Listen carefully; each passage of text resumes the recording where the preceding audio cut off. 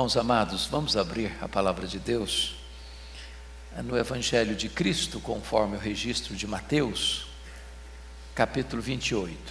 Mateus, capítulo 28.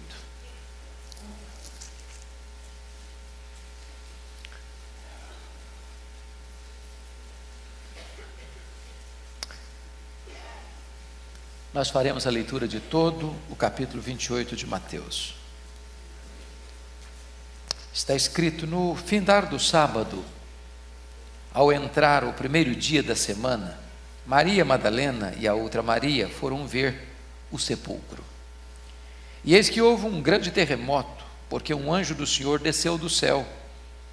Chegou-se, removeu a pedra e assentou-se sobre ela. O seu aspecto era como um relâmpago, e a sua veste alva como a neve. E os guardas tremeram espavoridos e ficaram como se estivessem mortos. Mas o anjo, dirigindo-se às mulheres, disse: não temais, porque eu sei que buscais Jesus que foi crucificado. Ele não está aqui, ressuscitou como tinha dito. Vinde ver onde ele jazia.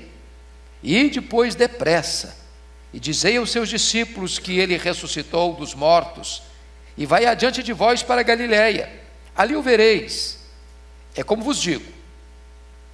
E retirando-se elas apressadamente do sepulcro, tomadas de medo e grande alegria, correram a anunciá-lo aos discípulos. E eis que Jesus veio ao encontro delas e disse: salve! E elas, aproximando-se, abraçaram-lhe os pés e o adoraram. Então Jesus lhes disse: não temais, ide avisar a meus irmãos que se dirijam a Galiléia, e lá me verão. Indo elas, eis que alguns da guarda foram à cidade e contaram aos principais sacerdotes tudo o que sucedera. Reunindo-se eles em conselho com os anciãos, deram grande soma de dinheiro aos soldados, recomendando-lhes que dissessem: vieram de noite os discípulos dele e o roubaram enquanto dormíamos. Caso isso chegue ao conhecimento do governador, nós o persuadiremos e vos poremos em segurança. Eles, recebendo o dinheiro, fizeram como estavam instruídos. Esta versão divulgou-se entre os judeus até ao dia de hoje. Seguiram os 11 discípulos para a Galiléia, para o monte que Jesus lhes designara. E quando o viram, o adoraram, mas alguns duvidaram. Jesus, aproximando-se, falou-lhes dizendo: toda autoridade me foi dada no céu e na terra. Ide, portanto, fazei discípulos de todas as nações, batizando-os em nome do Pai, e do Filho, e do Espírito Santo, ensinando-os a guardar todas as coisas que vos tenho ordenado. E eis que estou convosco todos os dias, até a consumação do século. Amém. Jesus venceu a morte e ordena a seus discípulos a contar isso para o mundo inteiro. É sobre esse assunto que vamos tratar nesta noite. É mais do que evidente à luz da Bíblia, mormente à luz do Evangelho segundo Mateus, que a morte de Jesus Cristo não foi um acidente. Jesus Cristo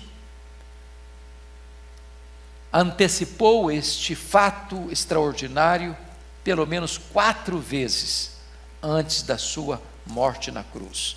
Se não, vejamos, por favor, com a sua Bíblia em Mateus. A primeira vez que Jesus fala sobre isso é Mateus 16, 21. Foi lá em Cesareia de Filipe. Desde esse tempo começou Jesus Cristo a mostrar a seus discípulos que lhe era necessário seguir para Jerusalém e sofrer muitas coisas dos anciãos, dos principais sacerdotes e dos escribas, ser morto e ressuscitado no terceiro dia. A segunda vez que Jesus profetiza a sua morte, a sua ressurreição, está no capítulo 17, confira aí comigo, verso 22 e 23. Reunidos eles na Galiléia, disse-lhes Jesus: o Filho do Homem está para ser entregue nas mãos dos homens, e estes o matarão, mas ao terceiro dia ressuscitará. A terceira vez que esta profecia do próprio Jesus sobre a sua morte acontece, está no capítulo 20, confira comigo, a partir do verso 17. Estando Jesus para subir a Jerusalém, chamou à parte os 12, e em caminho lhes disse: eis que subimos para Jerusalém, e o Filho do Homem será entregue aos principais sacerdotes e aos escribas. Eles o condenarão à morte, o entregarão aos gentios para ser escarnecido, açoitado e crucificado, mas ao terceiro dia ressurgirá. A quarta e última vez que Jesus profetiza com clareza sobre a sua morte está no capítulo 26, versículo 2, quando o próprio Jesus disse assim: sabeis que daqui a 2 dias celebrar-se a Páscoa, o Filho do Homem será entregue para ser crucificado. Então preste bem atenção nessa primeira declaração: a morte de Jesus não foi um acidente, foi uma agenda. Porém, e também, a ressurreição de Jesus não foi uma surpresa. Ele profetizou que morreria crucificado e que ele ressuscitaria. E a Bíblia diz que ele morreu pelos nossos pecados, segundo as Escrituras, foi sepultado e ressuscitou, segundo as Escrituras. De tal maneira, meus amados, que a melhor notícia que o mundo já ouviu veio do túmulo vazio de Cristo. Esta é a melhor notícia, porque a Páscoa não terminou num funeral, mas terminou na gloriosa manhã da ressurreição, fazendo do túmulo vazio de Cristo o próprio berço da igreja. Nós não pregamos o Cristo que esteve vivo e está morto, nós anunciamos o Cristo que esteve morto e está vivo pelos séculos dos séculos. Esta é a doutrina essencial do cristianismo, sem o que não haveria cristianismo. E o apóstolo Paulo, quando está tratando da importância deste fato glorioso da ressurreição de Cristo, chegou a dizer o seguinte: se Cristo não ressuscitou, é vã a nossa fé. Se Cristo não ressuscitou, é vã a nossa pregação. Se Cristo não ressuscitou, então os que dormiram pereceram. Se Cristo não ressuscitou, então nós somos falsas testemunhas de Deus, anunciando que Ele ressuscitou, quando de fato Ele ainda não ressuscitou. Se Cristo não ressuscitou, então nós somos os mais infelizes de todos os homens, mas de fato Cristo ressuscitou dentre os mortos, sendo Ele as primícias dos que dormem. De tal forma, queridos irmãos, que sem a ressurreição de Cristo, o cristianismo seria o maior engodo da história, a maior farsa inventada pelos cristãos. Se Cristo não ressuscitou, então os mártires morreram por uma causa banal. Se Cristo não ressuscitou, então uma mentira teria salvado o mundo. Mas Cristo de fato ressuscitou. Você pode visitar o túmulo de Buda, você pode visitar o túmulo de Confúcio, você pode visitar o túmulo de Maomé, você pode visitar o túmulo de Allan Kardec, mas o túmulo de Jesus de Nazaré está vazio. Ele não está mais lá. Ele quebrou o poder da morte, venceu a morte e ressuscitou. Ainda à guisa de introdução, ele nem chegou a morrer, só teve um desmaio na cruz. Então, quando colocado no túmulo, que era cavado numa pedra, com muito espaço lá dentro, ele recobrou as suas forças e saiu do túmulo. Outros disseram: não, os discípulos subornaram os guardas e roubaram o corpo dele do túmulo. Outros disseram: não, as mulheres foram no túmulo errado e anunciaram que ele ressuscitou. Outros disseram: não, os romanos mesmos removeram o corpo dele para outro túmulo, para que isso não se tornasse tão notório para a história da humanidade. Mas todas essas alternativas não têm o amparo da verdade. Segundo aspecto, segunda verdade, é que a ressurreição de Jesus é também um fato psicológico. Notem comigo, amados irmãos, que aqueles discípulos estavam com medo, trancados numa casa, apavorados com toda essa situação, e eles então receberam esta verdade, essa instrução, esta informação por parte das mulheres que ele havia ressuscitado. Eles foram ver, pelo menos Pedro e João nos consta a Bíblia, constataram que o túmulo estava vazio. O próprio Jesus apareceu para eles diversas vezes. Isso mudou a vida deles. De covardes tornaram-se ousados, de medrosos tornaram-se corajosos. Eles que tinham medo dos judeus, agora enfrentam os judeus, enfrentam o sinédrio, enfrentam os açoites, enfrentam as prisões, enfrentam a morte, enfrentam o martírio, e esses homens jamais recuaram. Para vocês terem uma ideia, Pedro foi crucificado, André foi crucificado, Tiago, filho de Zebedeu, foi morto à espada. João, filho de Zebedeu, foi banido para a ilha de Patmos. Filipe foi crucificado. Bartolomeu foi crucificado. Tomé foi morto por uma lança. Mateus foi morto à espada. Tiago, filho de Alfeu, foi crucificado. Tadeu foi morto por flechas. Simão Zelote foi crucificado. Todos esses homens morreram como mártires, sem temor, sem qualquer medo, porque esta verdade gloriosa da ressurreição mudou a história deles, mudou a vida deles. Mas em terceiro e último lugar, a guisa de introdução, a ressurreição de Jesus é um fato sociológico. Sabem por quê? Porque uma igreja cristã foi estabelecida sobre esta rocha, sobre a rocha desta verdade incontestável, e pessoas de todas as nações, de todas as etnias, de todos os lugares da história, de todas as geografias do mundo, agora formam um único povo, uma única igreja, uma única família, a família da esperança, daqueles que creram no Cristo ressurreto. Então, amados, dito isto, eu queria que vocês olhassem comigo o texto que nós lemos, Mateus 28. Primeira coisa que você vai notar é que as mulheres vão ao sepulcro. Vejam comigo, versículo 1. Ao findar do sábado, ao entrar o primeiro dia da semana, Maria Madalena e a outra Maria foram ver o sepulcro. Se você ler os 4 registros de Mateus, de Marcos, Lucas e João, você vai perceber que cada evangelista vai dando uma informação complementar para formar o conjunto de todas essas verdades gloriosas desse fato. Mas é muito digno de nota que não são os homens, nem são os apóstolos que vão ao túmulo naquele domingo de manhã, são as mulheres.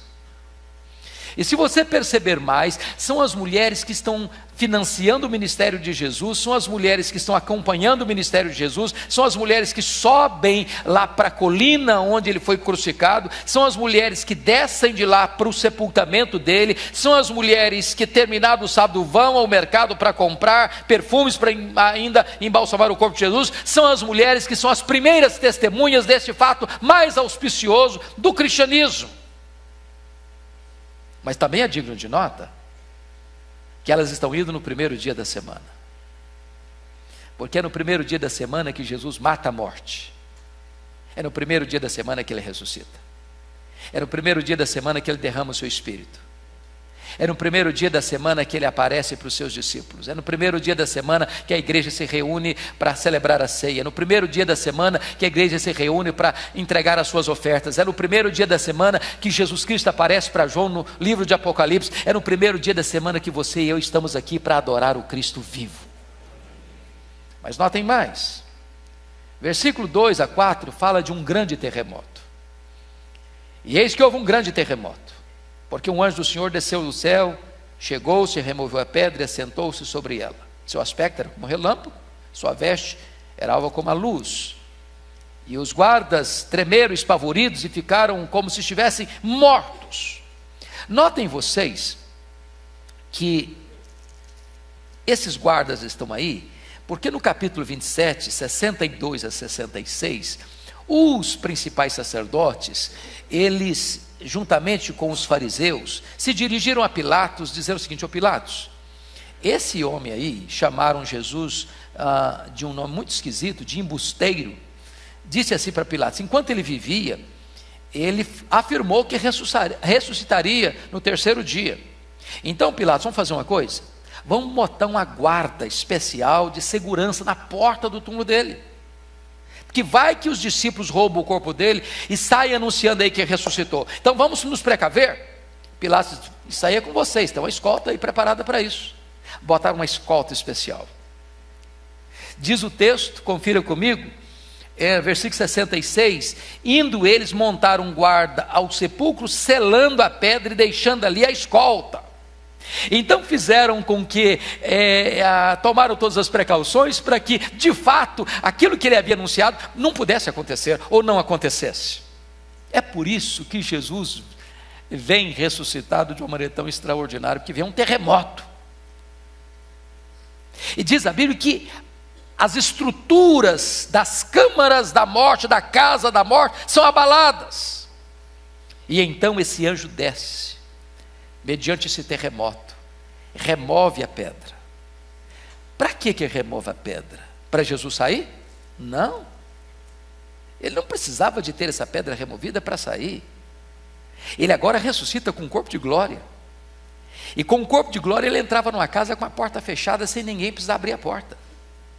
Com o corpo de glória, agora ele saía de Jerusalém, aparecia lá na Galileia, sem precisar percorrer o trecho. Agora com o corpo de glória ele é capaz de ser levantado da terra e ir aos céus entre nuvens. O anjo removeu a pedra para as mulheres entrarem e constatarem que de fato o corpo dele não estava mais ali. Notem vocês que somos informados no versículo de número 5, versículo 4, que os guardas tremeram espavoridos diante do terremoto, da abertura da pedra, porque eles estão lá na boca do túmulo, eles estão lá vigiando exatamente essa pedra que era rolada, era uma grande pedra, e eles então diante desse fenômeno celestial, extraordinário, insólito, eles ficam como que mortos, como se estivessem mortos. Não adianta o homem tentar barrar a mão do onipotente. Não adianta o homem tomar expedientes para tentar impedir a ação divina.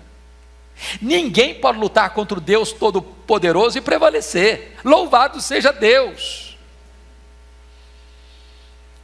Isso significa, se o túmulo está aberto, irmãos, a morte não tem a última palavra. Desde esse dia, Jesus matou a morte, com a sua morte, arrancou o aguilhão da morte, tirou o ferrão da morte, o poder da morte, e agora você e eu, como o apóstolo Paulo, podemos dizer, encarando a morte: onde está, ó morte, a tua vitória? Onde está, ó morte, o teu aguilhão? Tragada foi a morte pela vitória. Bendito seja Deus, a morte foi vencida, e nós temos uma viva esperança. Mas em terceiro lugar, confira comigo o anjo proclamando a ressurreição de Jesus às mulheres. Veja comigo versículos 5 a 7. Você pode ler comigo esse trecho? Vamos juntos? Mas o anjo, dirigindo-se às mulheres, disse: não temais, porque sei que buscais Jesus, que foi crucificado. Ele não está aqui, ressuscitou como tinha dito. Vinde ver onde ele jazia. E depois depressa, e dizei aos seus discípulos que ele ressuscitou dos mortos, e vai adiante de vós para a Galileia, ali o vereis. É como vos digo. Preste atenção que o anjo não se dirige aos guardas, mas o anjo se dirige às mulheres que foram ao sepulcro. Mateus chega a nos informar que a pedra foi removida e o anjo está sentado em cima da pedra. Enquanto os guardas estão desmaiados, o anjo está sobranceiro proclamando que Jesus não está mais no túmulo. E eu chamo a sua atenção para alguns passos aqui nesse texto. Primeiro, as mulheres ocupam um lugar especial no ministério de Jesus. Irmãos, isso é tão lindo, isso é tão precioso. Sabem por quê? Porque no primeiro século não tinha um contexto que tem hoje.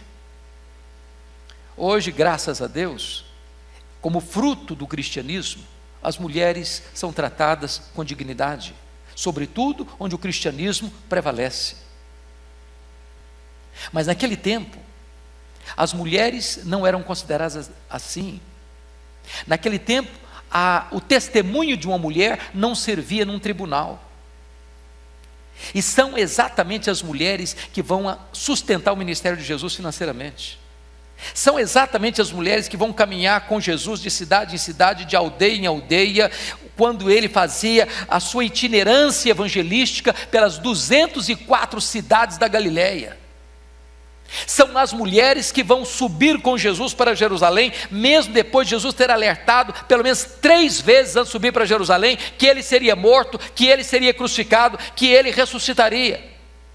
São exatamente as mulheres que estão lá na hora da crucificação, quando lá em cima só tem João, os outros apóstolos estão dispersos e acovardados. São exatamente as mulheres, e unicamente as mulheres, que descem ao sepultamento de Jesus e veem onde e como ele foi sepultado. São exatamente as mulheres que expressam a Jesus o seu amor, o seu zelo e a sua dedicação na vida e depois da morte, para ir comprar perfumes, para fazer o trabalho direito que foi feito tão apressadamente por Nicodemos e José de Arimateia. São exatamente as mulheres que vão ao sepulcro no domingo de manhã, como as primeiras testemunhas da vitória de Cristo sobre a morte. São exatamente as mulheres que são as primeiras a serem comissionadas a anunciar aos discípulos, inclusive, que o Filho de Deus venceu a morte. Isso revela para nós que elas ocupavam um lugar especial no ministério de Jesus. Segundo lugar, as mulheres são encorajadas pelo anjo. Olha comigo o que o anjo diz para ela no verso 5.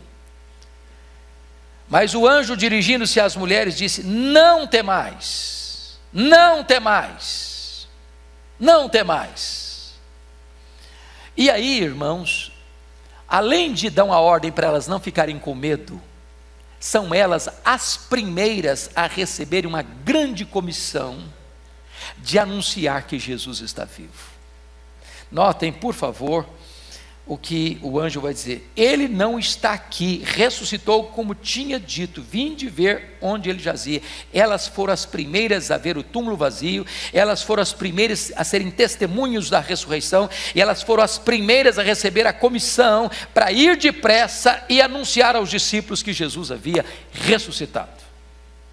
Terceiro lugar, as mulheres são convidadas a serem testemunhas de Jesus. É o que nós estamos observando isso aqui.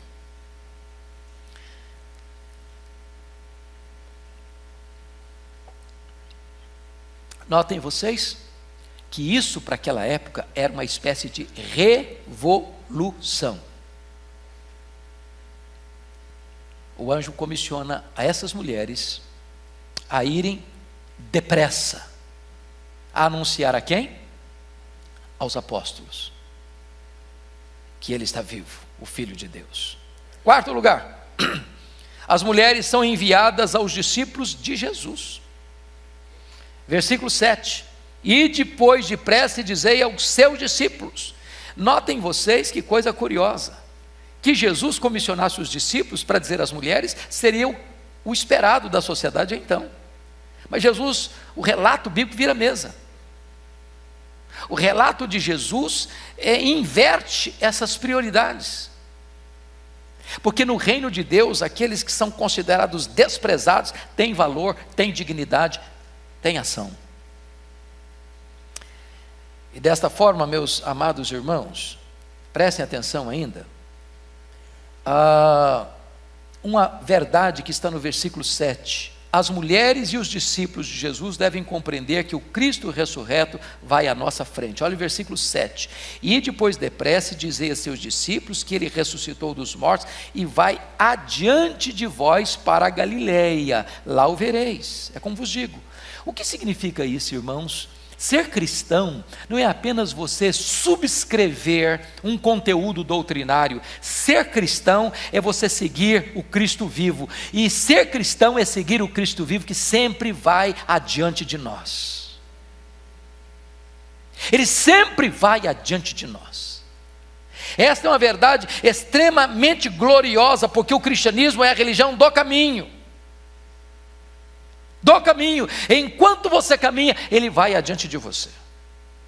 Mas, vamos ver um quarto aspecto que Jesus ressurreto aparece a essas mulheres, versículos 8 a 10. Olha que coisa interessante, quando Jesus aparece para elas, em que circunstâncias Jesus aparece para elas? Exatamente na medida em que essas mulheres vão atendendo a grande comissão que o anjo dá a elas. Versículo 8 diz: e retirando-se elas apressadamente do sepulcro, tomadas de medo e grande alegria, correram a anunciar aos discípulos. E eis então que Jesus veio ao encontro delas e disse: salve! E elas, aproximando-se, abraçaram-lhe os pés e o adoraram. Notem isso em vocês, algumas coisas importantes aqui. Primeiro, uma dessas mulheres é chamada pelo nome aqui. Versículo 1. No findar do dia, ao entrar no primeiro dia da semana, Maria Madalena e a outra Maria foram ver o sepulcro. Então chama a sua atenção para um ponto aqui. Primeiro, o milagre da transformação. Quem era Maria Madalena? Quem era essa mulher? Alguém da nobreza? Alguém que era feita às grandes cortes? Era uma pessoa de ilibada reputação? Essa mulher era uma mulher endemoniada. Dela Jesus expulsou 7 demônios. Agora notem vocês que ao ler os 4 evangelhos, há um destaque especial a Maria Madalena, no contexto de ser testemunha da ressurreição de Jesus. Jesus é poderoso para pegar alguém que não só não tinha credibilidade na época, mas estava chafurdada na mais tosca escravidão espiritual, e diz o seguinte: aquilo que o homem não dá valor, aquilo que parece ser lixo descartável para a sociedade, para mim tem valor. Eu restauro, eu liberto, eu curo, eu salvo, eu transformo, eu capacito, e eu vou dar prioridade para que essa pessoa que fora outrora escrava do demônio, hoje seja testemunha e portadora da boa nova da ressurreição de Cristo. Oh, irmãos, há esperança para o pecador mais afundado no pecado. Você nunca olhe para alguém e diz: não, esse aí não tem mais jeito, esse aí não tem mais esperança, esse aí chegou longe, foi longe demais, esse aí caiu profundamente demais, porque exatamente as pessoas que mais profundamente caem são as que Jesus pode levantar, restaurar, libertar, curar, transformar, equipar e usar com mais poder ainda. Veja você, em segundo lugar, a prodigalidade da graça. Essas mulheres são as primeiras a ver o túmulo vazio, essas mulheres são as primeiras a pregar sobre a ressurreição, essas mulheres são as primeiras a adorar o Cristo ressurreto. Veja comigo. Versículo de número 9: e elas, aproximando-se, abraçaram-lhe os pés e o adoraram. Oh, irmãos, isso é uma virada de mesa, isso é uma revolução para o primeiro século, essa é a bênção do Evangelho. Mas mais, notem vocês comigo agora, depois dessa apresentação de Jesus a elas, a saudação de Jesus a elas e a adoração delas, Jesus agora dá uma outra comissão. Versículo 10, você leu 10 comigo? Vamos juntos? Então Jesus lhes disse: não temais, ide avisar a meus irmãos que se dirigem a Galiléia, lá me verão. Quem são esses irmãos aqui? São os discípulos. Como é que eles estão? Acovardados. Eu acho isso tão lindo, porque Jesus se dirige àqueles homens covardes, que o deixaram no Getsêmani, que se esconderam, que estão trancados com medo, e Jesus não diz assim: vai lá e avise aqueles covardes, avise lá aqueles desertores, avise lá aqueles incrédulos, porque a Bíblia diz que até quando Jesus foi para Galiléia, como Jesus ordena essas mulheres, diz aí, confira comigo, versículo 17: e quando o viram, o adoraram, mas alguns duvidaram. Mas ele não disse assim: avisa aqueles covardes lá, avisa aqueles desertores lá, avisa aqueles incrédulos lá. Não, vai lá e fala: os meus irmãos, os meus irmãos. Isso é graça, querido. A despeito da nossa fraqueza, a despeito da nossa covardia, Ele nos chama de irmãos. E quando Jesus aparece para aqueles 7 lá no bar da Galiléia, Ele chama de filhos. Essa é a graça de Deus. Mas agora, notem comigo, versículos 11 até o versículo 15, a grande comissão de Satanás. Nós ouvimos um sermão no Supremo Concílio do pastor Elias Medeiros, onde ele trabalhou esse texto, falando aqui que nós temos 2 grandes comissões aqui em Mateus. a comissão do diabo e a comissão de Jesus. A grande comissão de Satanás e a grande comissão de Jesus. E a grande comissão de Satanás está aí nos versículos 11 a 15. Notem vocês. Assim como Jesus enviou os seus discípulos, Satanás também envia os seus, as séclas. E alguns pontos aqui merecem destaque nas características desta grande comissão do diabo. Em primeiro lugar, é uma comissão mentirosa. Olha o versículo 11 comigo. Indo elas, eis que alguns da guarda foram à cidade e contaram aos principais sacerdotes tudo o que sucedera. Reunindo-se eles em conselho com os anciãos, deram grande soma de dinheiro aos soldados, recomendando-lhes que dissessem: vieram de noite os discípulos dele e o roubavam enquanto dormíamos. Preste bem atenção nisso. Por que esses soldados foram aos principais sacerdotes e não a Pilatos? Eles já eram conhecedores do esforço, da trama que estes sumos sacerdotes fizeram para prender Jesus, para acusar Jesus, para levar Jesus a Pilatos, para forçar Pilatos a condenar Jesus. Eles eram testemunhas de como eles foram a Pilatos. Pilatos, vão tomar cuidado, vão botar guarda aqui, vamos fazer todo o empenho para que esse fato não aconteça como ele disse que haveria de acontecer. Então eles vão lá aos principais sacerdotes.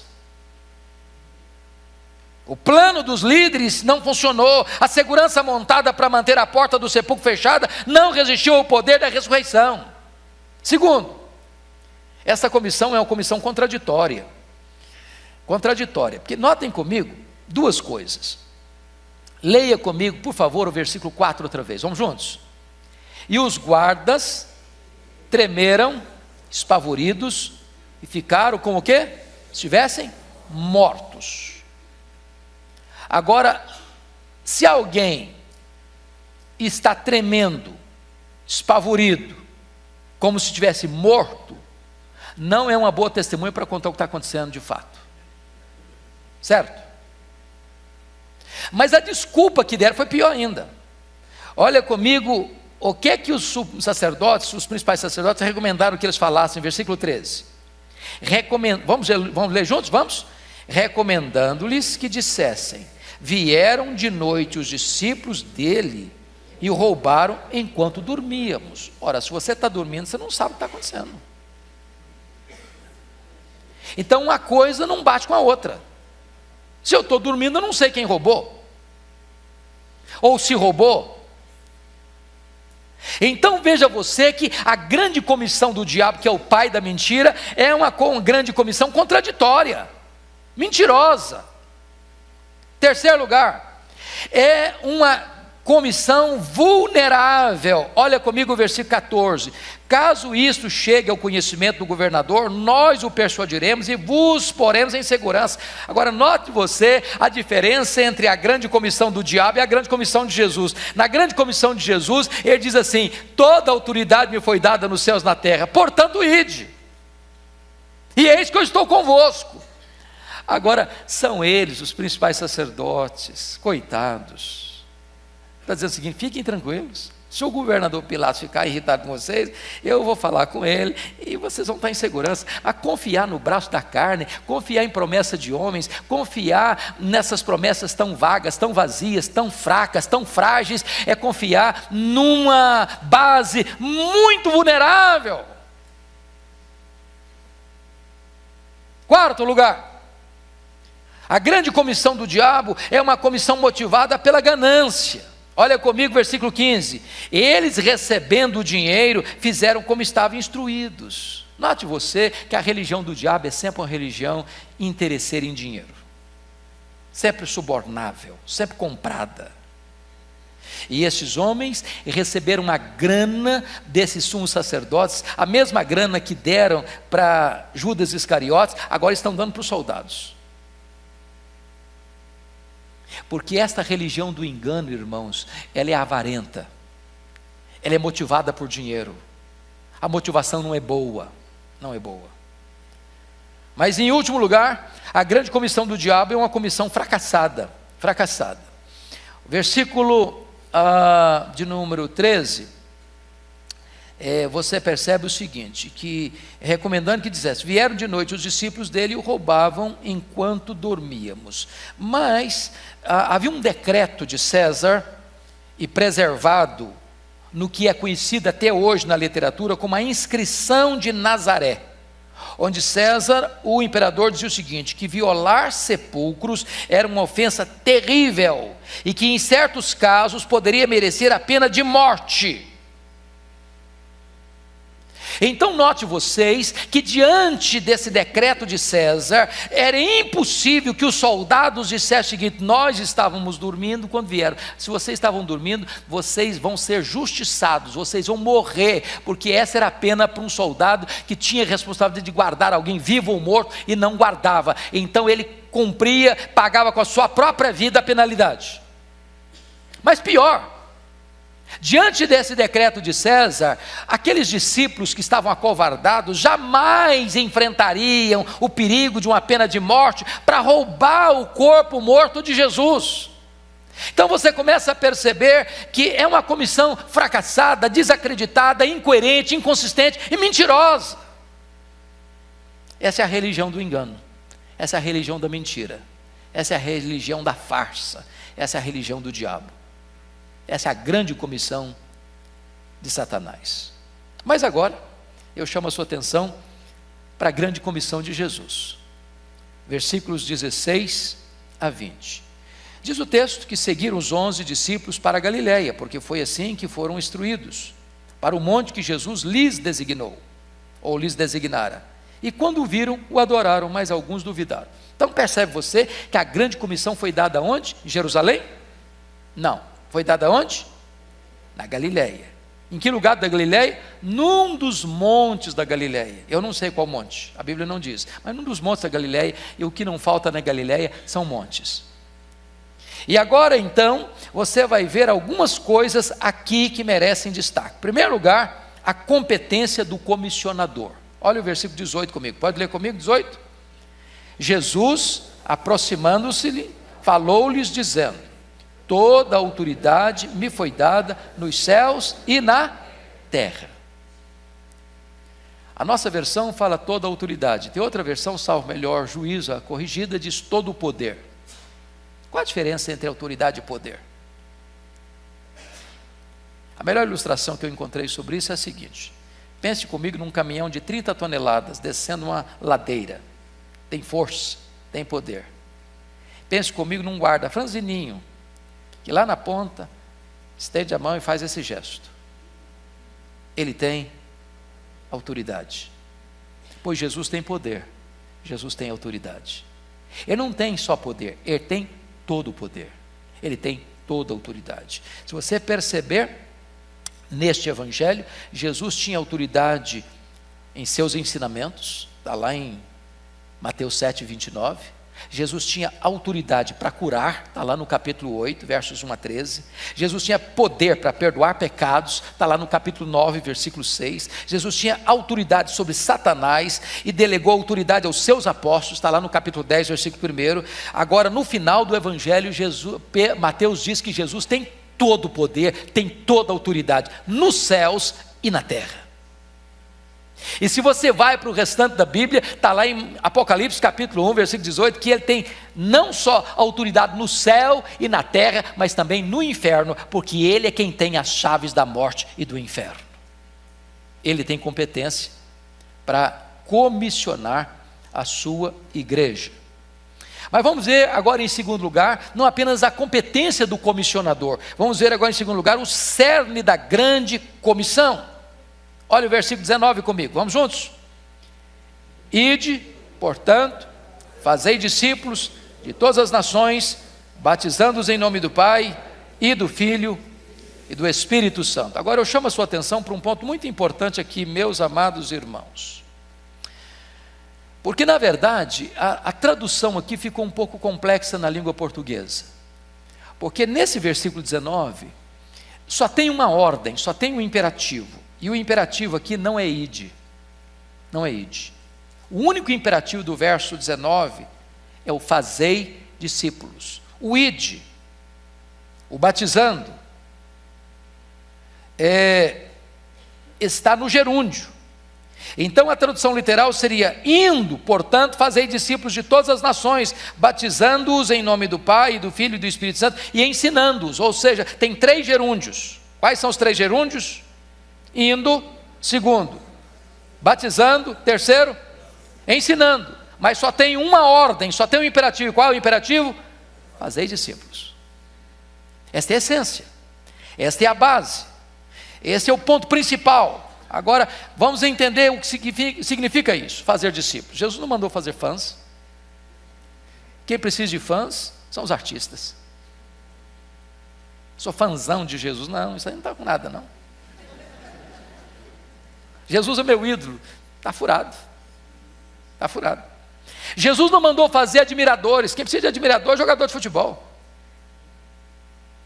Jesus não mandou apenas evangelizar e ganhar pessoas, abandonando os recém-nascidos espirituais à sua mercê. Jesus não mandou apenas recrutar crentes e encher a igreja de pessoas. Jesus mandou fazer o quê? Fazer discípulos. Então preste bem atenção nisso. Não é suficiente você apenas vir para uma igreja evangélica, vir para a igreja presbiteriana de Pinheiros, você vir e participar dos cultos. Isso não é suficiente. Isso não atende à demanda de Jesus, isso não atende à grande comissão de Jesus. O que Jesus Cristo quer é que você seja discípulo. Discípulo. E um discípulo é aquele que renuncia a si mesmo, é aquele que toma a sua cruz e segue Jesus. Um discípulo é aquele que abandona qualquer outra coisa que vai impedir você de ser um seguidor fiel de Jesus. Agora notem, em terceiro lugar, versículo 19 ainda, o alcance da grande comissão. Notem comigo, versículo 19, está escrito o seguinte: indo, portanto, fazei discípulos de quantas nações? De todas as nações. Mas a palavra que aparece no grego aqui não é nações, é uma palavra muito mais abrangente. A ideia aqui é de etnia, e você bem sabe que numa nação pode ter centenas de etnias. Qualquer grupo cultural, linguístico, constitui uma etnia. Por exemplo, só entre os índios brasileiros nós temos várias etnias, falando vários idiomas, vários dialetos. Portanto, o propósito de Deus e a ordem de Jesus é que se faça discípulos de todas as etnias. Não importa se nessa etnia tem apenas 100 pessoas ou se tem 100 milhões de pessoas. Esse universo étnico precisa ser alcançado com o discipulado. Aí a igreja alarga as fronteiras da sua missão. Mas por que isso? A resposta está lá. Só um pouquinho, vá comigo lá para Apocalipse capítulo 5, 9, para você entender por que você tem que fazer discípulos de todas as nações. Apocalipse 5, 9. Eu queria que você lesse comigo, por gentileza, esse versículo.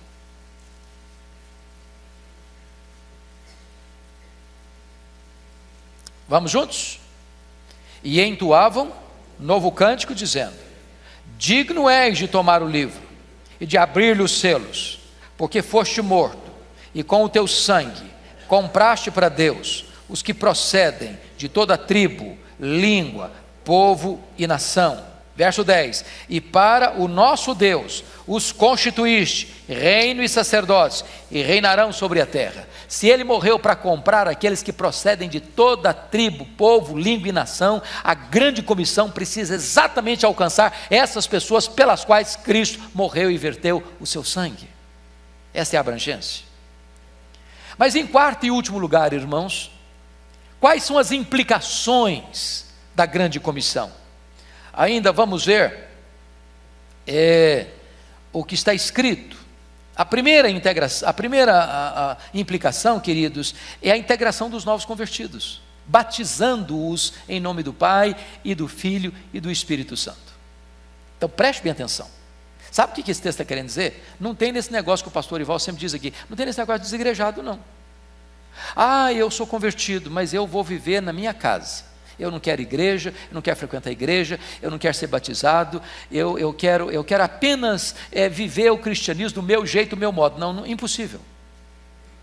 Porque no momento em que você é convertido a Cristo, você precisa se integrar na igreja de Deus, você precisa fazer parte da igreja visível de Deus, e a maneira de você fazer isso é através da recepção do sacramento do batismo. Quem crer e for batizado, será salvo. Mas notem mais, Jesus estabelece aí outra coisa, é ensinar o que Jesus mandou. Ide, portanto, fazei discípulos de todas as nações, batizando-os em nome do Pai, do Filho e do Espírito Santo, ensinando-os. Não tem crente sem ensinamento. E meus irmãos, tem hora que eu fico pasmo com isso, é de perceber que crente velho de igreja ainda está bebendo leite. Há poucos dias eu tomei um susto quando eu disse para uma pessoa, eu vou pregar em João capítulo 1, e eu pergunto, mas o que trata João capítulo 1? Ou quando você diz assim, meus irmãos, vamos abrir a Bíblia no livro de Joel, e o cara começa lá no Apocalipse, cadê o Joel? Cadê o Joel? Cadê o Joel?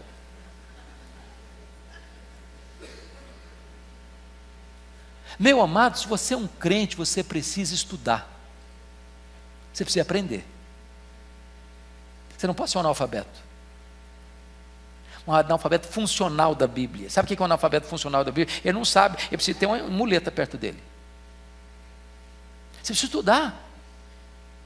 Ensinando-os. É por isso que esta igreja abre as suas portas todo dia. Para pregar, para ensinar, para falar, para anunciar, para proclamar. É preciso aprender, é preciso que você precisa comprar bons livros, ler bons livros, aprender um pouco mais. Todo dia você precisa crescer um pouco mais, meu irmão. Senão você vai escutar uma baita de uma heresia na rua aí e vai aplaudir. Você não sabe discernir uma coisa e outra. Você não tem crivo para escutar uma coisa e saber se isso é de Deus ou não é de Deus. Mas terceiro, olha comigo ainda, ensinando-os a guardar quantas coisas? Todas as coisas que vos tenho ordenado. Então você não pode ser, desculpe da expressão, um tico-tico no fubá. Não, eu gosto desse assunto, mas não gosto daquele. Não, esse assunto me agrada, aquele não me agrada. Você tem que estudar a Bíblia toda. Você tem que entender todo o conselho de Deus. Você precisa ler a Bíblia de Gênesis e Apocalipse. Você precisa entender que tudo aquilo que Jesus ensinou a guardar, você precisa conhecer. Senão, como é que você vai guardar?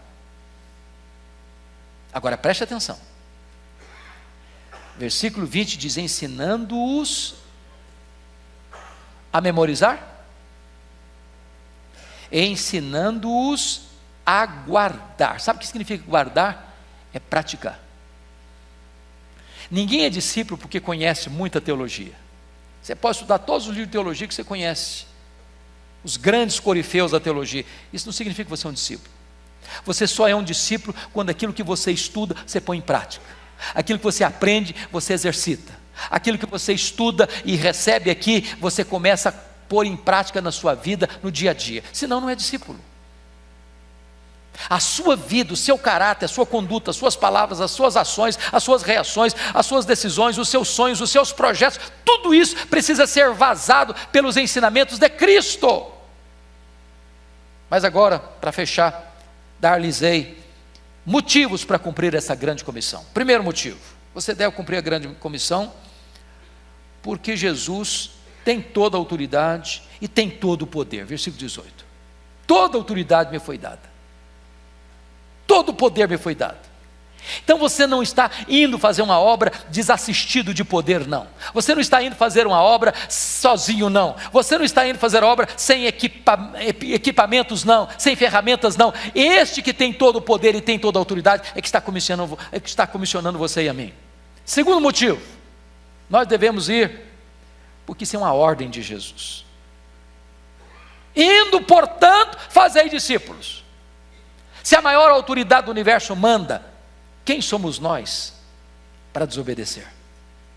Finalmente, terceiro lugar, terceira motivação para você fazer discípulos, é a presença de Jesus. Versículo 20, ele diz assim: e eis que estou convosco todos os dias, até a consumação dos séculos.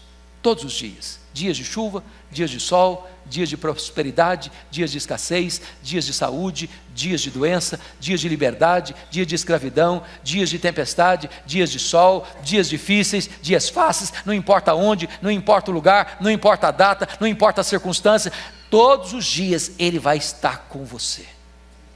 Ele não disse, eis que eu estarei convosco, Ele diz, eis que eu estou convosco, todos os dias, até a consumação dos séculos. Essa é a grande comissão, a grande comissão de Jesus. E eu concluo dizendo o seguinte, amados: essa igreja quer crescer, não é isso, pastor Ivaldo? Essa igreja tem orado para crescer, essa igreja tem trabalhado para crescer, essa igreja tem pregado para crescer, mas essa igreja não crescerá como Jesus deseja que ela cresça, a não ser que todos nós entendamos uma coisa: esse papel de fazer discípulos é de todos nós. De todos nós. Você trabalha? Lá no seu trabalho você é um discipulador.